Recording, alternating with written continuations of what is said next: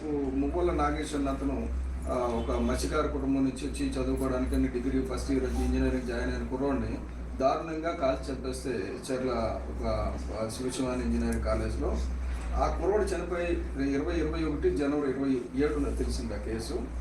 అది తర్వాత ఏం చేశారంటే నేను వెళ్ళి ఎస్పీ గారితో మాట్లాడిన తర్వాత హడావిడిగా అది మిస్టేక్ ఆఫ్ ఫ్యాక్ట్ అని చెప్పి పెట్టేసి కేసు క్లోజ్ చేయడానికి ట్రై చేశారు పోలీసులు.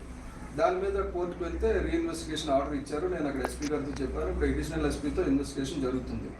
కాబట్టి ఈ కేసు కూడా ఎవరైతే దోషులు ఉన్నారో వాళ్ళని సస్పెండ్ చేసే వరకు డెఫినెట్గా మీకు అండగా ఉంటాం. ఎందుకంటే ఒకటి మీరు అర్థం చేసుకోండి, చట్టపరమైన లొసుగులు పెట్టుకొని ఎన్నాళ్ళు ఒక అతను దీంట్లో ఉండి రాజ్యాన్ని వెళ్ళిన పరిస్థితి ఉంది అంటే, కాబట్టి చట్టంలో ఉన్న లొసుగులను ఆధారంగా చేసుకుని ఇలాంటి వాళ్ళందరూ పెద్ద వాళ్ళందరూ కూడా ఇదివరకు ఇంకొక రెడ్డి గారు తాలూకా బంధువు ఇక్కడ ఉన్నాడని చెప్పి హైకోర్టులో ఇన్ఫ్లుయెన్స్ చేస్తున్నాడు అనేది కూడా వచ్చింది.